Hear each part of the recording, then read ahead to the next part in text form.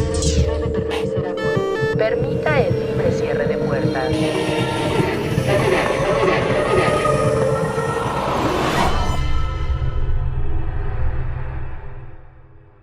El estadio más tenebroso de la Ciudad de México. Mucho podemos decir del Estadio Azteca, que ha albergado partidos muy importantes, así como Copas del Mundo, clásicos y hasta espectáculos musicales. Pero el ámbito del deporte mexicano, donde las historias curiosas y los mitos cobran vida, el fútbol profesional no está exento de relatos enigmáticos que entrelazan lo sobrenatural con la realidad. Uno de los más conocidos es el supuesto hechizo que habría impedido al Cruz Azul conquistar títulos durante largos periodos, así como las inquietantes leyendas sobre ofrendas realizadas durante la construcción de este tremendo estadio. Este coloso deportivo, originalmente llamado Estadio Guillermo Cañedo, en honor a un influyente ejecutivo, recibió su nombre actual en 1997. Sin embargo, para los mexicanos siempre ha sido y será el Estadio Azteca. Su diseño estuvo a cargo de los arquitectos Pedro Ramírez y Rafael Mijares. La construcción inició en agosto de 1962 con la colocación de la primera piedra y concluyó en 1966. Su inauguración se llevó a cabo el 29 de mayo con un partido entre América y el Torino Fútbol Club de Italia. En torno a su edificación persiste una de las leyendas urbanas más macabras. Se dice que varios albañiles fueron enterrados vivos en los cimientos como parte de un antiguo ritual destinado a fortalecer la estructura, siguiendo supuestas tradiciones que algunos trabajadores de la obra consideran esencial para muchas otras obras, y más para la del Estadio Azteca.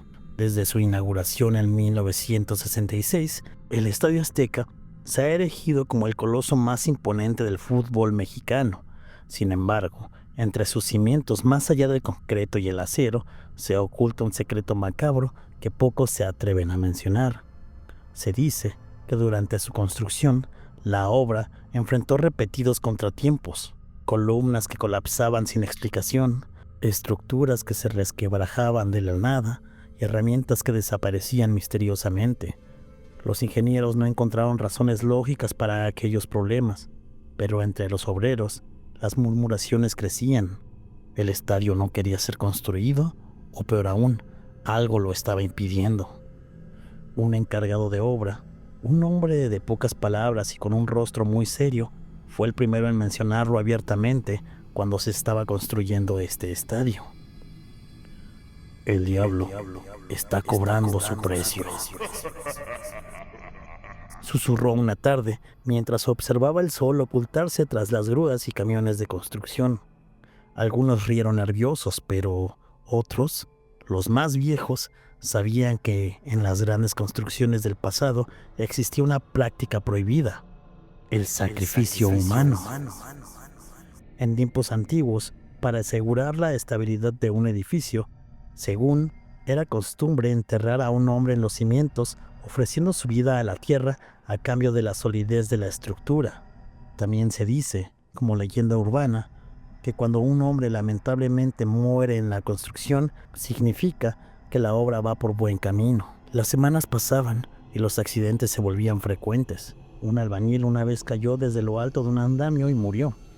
Como era una persona que en la Ciudad de México no tenía a quien reclamara su cuerpo, ya que poco se sabía de él, no hubo a quien avisarle, pues su cuerpo, antes de pasar a la fosa común, fue reclamado por los encargados de la obra, quienes entre las malas lenguas decían que su cuerpo fue utilizado para darlo en modo de ofrenda a la obra. Otra leyenda urbana fue el de un hombre que, según se cuenta, fue encontrado dentro de un bloque de cemento recién vaciado. Su piel aún estaba tibia. El hombre aún tenía signos vitales. De inmediato lo sacaron para ver de quién se trataba, porque la mayoría de los albañiles se conocían, pero nadie lo reconoció.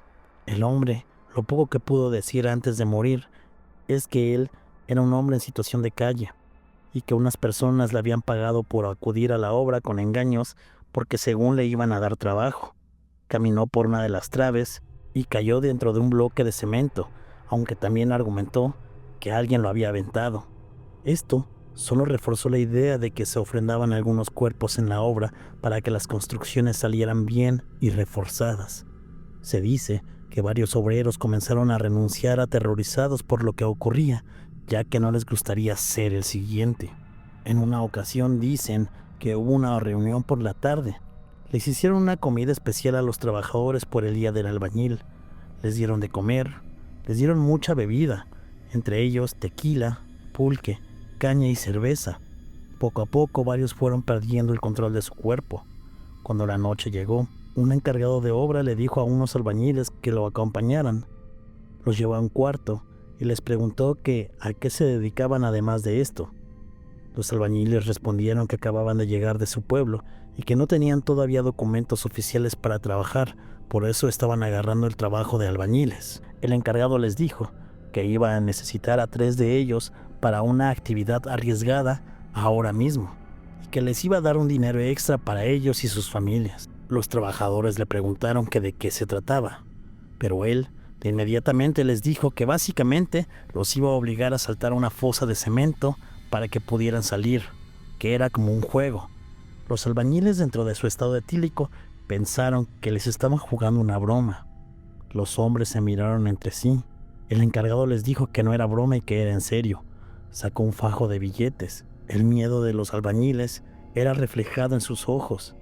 Se dieron cuenta que todo era en serio. De pronto, uno intentó escapar, pero fue increpado de inmediato. No hubo elección. 3 albañiles fueron elegidos al azar. Los ataron de pies y manos y bajo la tenue luz de una fogata fueron conducidos a una fosa profunda en el corazón de la construcción. Mientras los sepultaban vivos, sus gritos sonaban por toda la construcción, mezclándose con el estruendo de la maquinaria. Al amanecer, se dice que los albañiles preguntaron por sus compañeros, pero los encargados de la obra dijeron que en la noche se habían enfiestado mucho y que tal vez ya ni regresaban porque la fiesta la habían agarrado fuerte. Los albañiles se miraron extrañados y no sabían ya si creer en esas versiones, ya que frecuentemente desaparecían o dejaban de ir compañeros de ellos a trabajar. Y así, poco a poco, se fueron creando estos mitos y leyendas urbanas. Años después, los rumores comenzaron a propagarse entre los empleados del estadio. Guardias de seguridad afirmaban escuchar golpes provenientes de paredes subterráneas. Mantenimiento reportaba que algunas losas exudaban una sustancia rojiza similar a la sangre. Algunos jugadores juraban que, en las noches de luna llena, podían ver sombras en las gradas vacías, observándolos en silencio. Pero el testimonio más aterrador lo dio un trabajador de limpieza, quien aseguró que en la madrugada, mientras recorría los túneles bajo la cancha, escuchó voces. No eran palabras claras, sino lamentos desgarradores, como si alguien suplicara ayuda desde adentro del concreto. Desde entonces los empleados evitan esos pasillos oscuros porque creen con todos esos rumores que el Estadio Azteca fue edificado sobre algo más que tierra y piedra. Sus cimientos están impregnados de un horror imposible de olvidar, un horror que aún sigue vivo.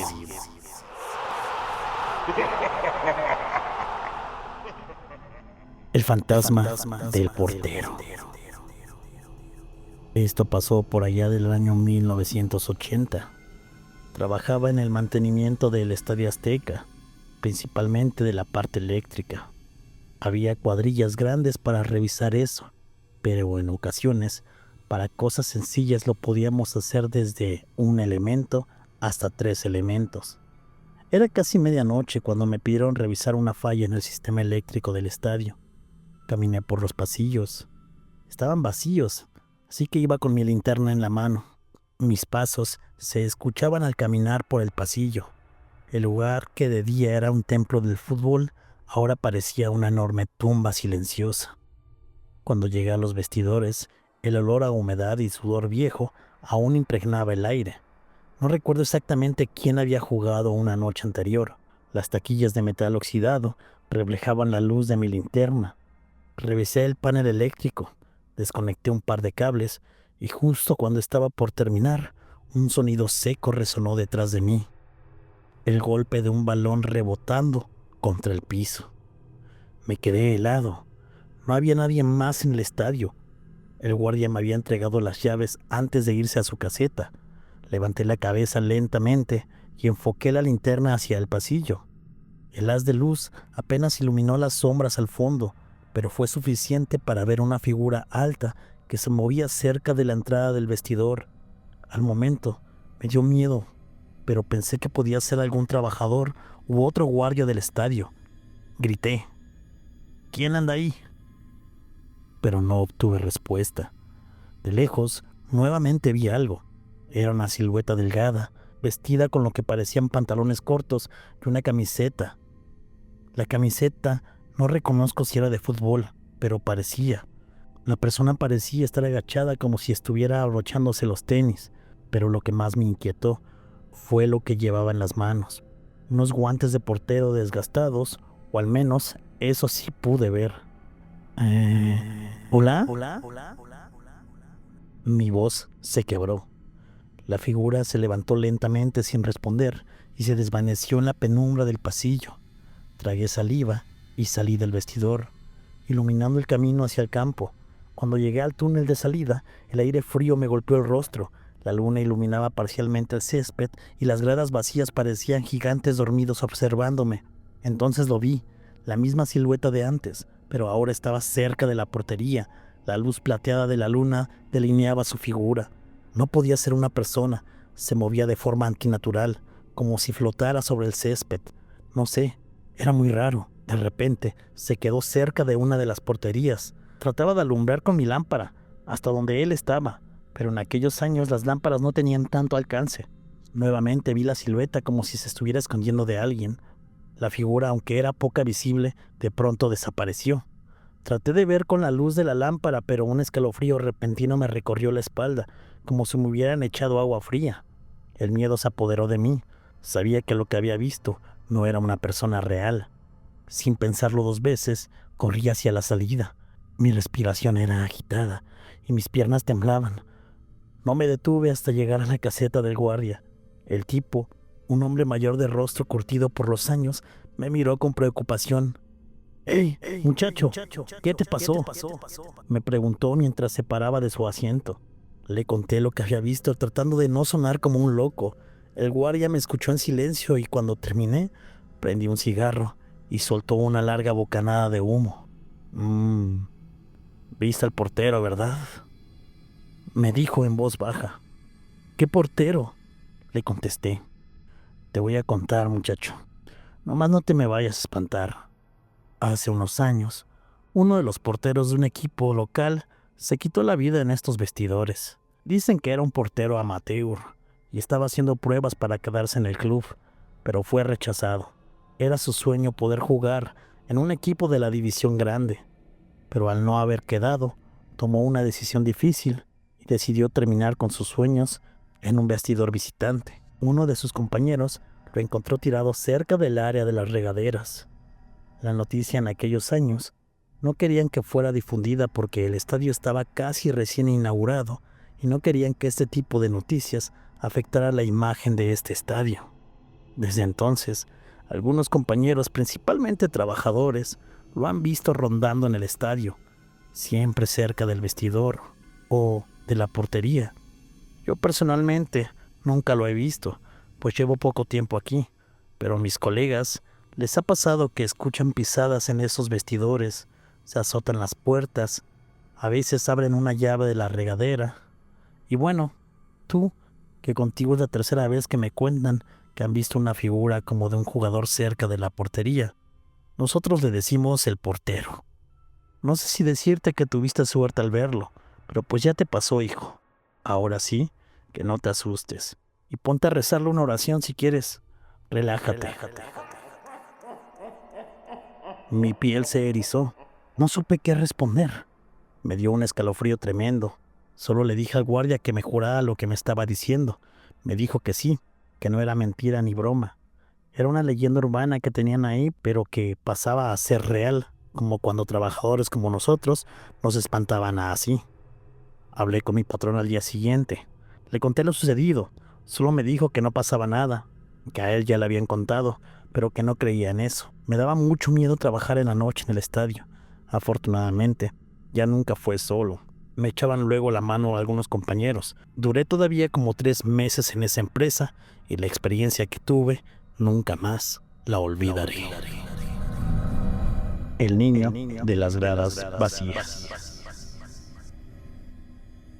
En una noche de un frío de enero, el Estadio Azteca dormía bajo la neblina. Entre las imponentes gradas y pasillos desiertos, un silencio sepulcral se apoderaba del estadio. Solo los guardias de seguridad recorrían sus pasillos con linternas que apenas lograban alumbrar. Aquella noche, Mauricio, un vigilante nuevo en el turno nocturno, realizaba su primera ronda en el estadio. Caminaba entre las butacas vacías, sintiendo un escalofrío recorrer su espalda sin razón aparente. El viento silbaba entre las estructuras, produciendo un sonido que se asemejaba a un lamento lejano. Cuando llegó a la zona de las gradas superiores, su linterna iluminó algo que le heló la sangre. Sentado en una de las butacas, como a unos 6 o 7 metros de él, estaba completamente inmóvil un pequeño niño. Vestía un pantalón corto y una camisa vieja. Sus pequeños pies colgaban sobre el borde del asiento y su mirada estaba fija en la cancha, como si el partido de su vida estuviera ocurriendo frente a él. De lejos, Mauricio gritó: ¡Ey, niño! Con la voz entrecortada. ¿Qué haces aquí? Ya a esta hora. ¿Cómo entraste? El pequeño no respondió. Mauricio revisó su radio, pero estaba muerta. Maldijo entre dientes y bajó la linterna para acercarse un poquito, porque le daba mucho miedo. De primera instancia, Mauricio pensó que podía ser algún hijo de un trabajador o de algún otro guardia, pero él sabía que era imposible, ya que sus compañeros no tenían permitido tener niños en horas de trabajo, además de que hacía mucho frío y el niño estaba sin suéter o algo que lo cubriera. Mauricio seguía viendo al niño de lejos. Fue entonces cuando el niño giró lentamente la cabeza hacia él. Sus ojos no se alcanzaban a ver por la oscuridad de la noche. Eso hacía que la escena fuera aún más terrorífica. Trató de alumbrarlo con la lámpara y Mauricio dice que no había pupilas ni iris, solo un blanco que reflejaba la pálida luz de la luna. Mauricio sintió que sus piernas se paralizaban. Quiso correr, pero su cuerpo no respondía. Dice que el niño movió los labios como si le estuviera diciendo algo. Fue cuando Mauricio reaccionó.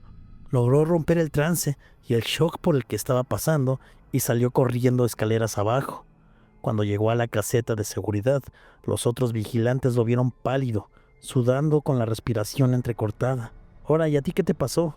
¿Hay una emergencia?», preguntó uno de sus compañeros vigilantes, que ya estaba poniéndose alerta.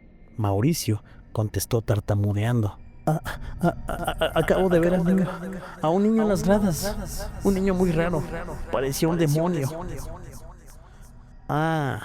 Tranquilo, Mauricio. Relájate. Ahora sí que te tocó la de malas. Ese chamaco se aparece seguido en el estadio, pero no hace nada. Nomás asusta.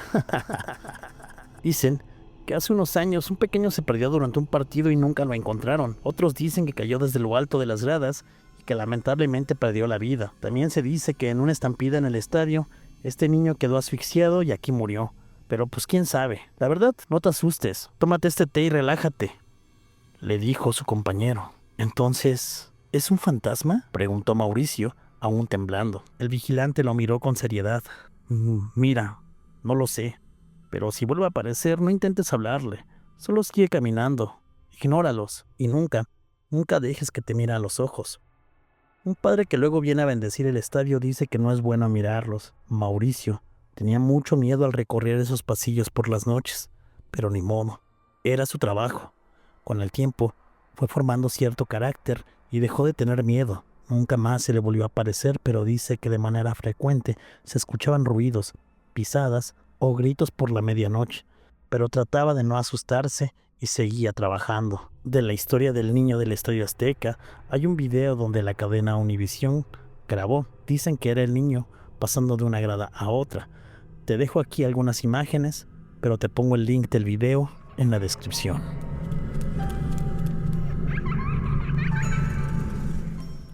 La estatua de Nachito. Pocos conocen la verdadera leyenda de Nachito, la estatua de bronce que permanece inmóvil en las butacas del Estadio Azteca. Para muchos es solo un homenaje al aficionado más fiel de la América.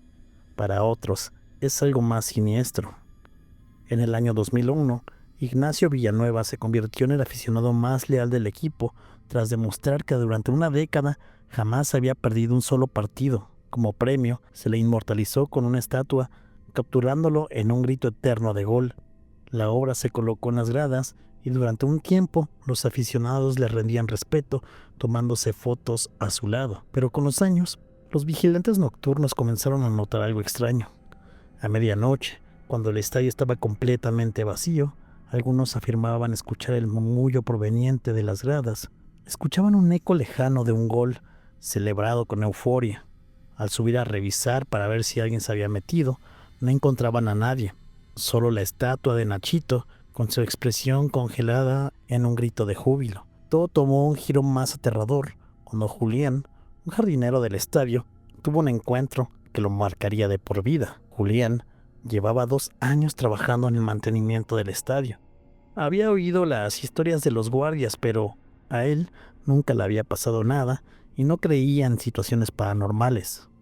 Hasta que, una noche, mientras revisaba el césped para el próximo partido que vendría el fin de semana, algo lo hizo detenerse. Sintió que lo miraban. Él volteó hacia las gradas y vio una silueta oscura, la silueta de la estatua, pero algo no cuadraba. El lugar donde Nachito estaba sentado parecía vacío. Parpadeó varias veces, convencido que la oscuridad le jugaba una mala pasada, pero entonces sucedió algo que le heló hasta los huesos, como si una persona le estuviera diciendo "Ch, ch, ch, ch", y la persona se escondía. Julián se tambaleó hacia atrás y tropezó hacia el césped. En la penumbra alcanzó a ver una figura entre las butacas. Era Nachito, pero no la estatua. Era un hombre delgado, con el rostro pálido y una sonrisa macabra en su rostro. Llevaba la misma ropa con la que se había inmortalizado en bronce. Sus ojos completamente negros estaban fijos en Julián. El jardinero se paró e intentó correr, pero sintió un peso terrible en su pecho. Era como si el aire mismo se hubiera vuelto denso, como si el estadio no quisiera dejarlo ir. Nuevamente volvió a ver la figura de Nachito, y la figura ya se encontraba en su lugar, o por lo menos dice que ya la pudo ver. A la mañana siguiente, sus compañeros lo encontraban afuera del estadio, temblando y con la mirada perdida. Nunca quiso hablar de lo que vio, pero sobre esa semana, antes del partido del sábado, él renunció. Fue cuando les contó esa historia, y nada pudieron hacer para evitar su renuncia. Desde entonces, los empleados del estadio evitan acercarse a la estatua por las noches.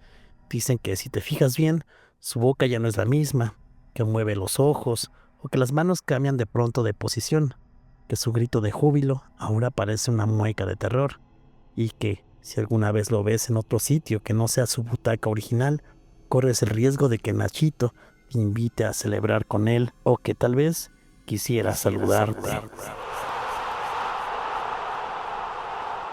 ¿Qué opinas de estas leyendas urbanas del Estadio Azteca? ¿Has ido al estadio a ver algún partido?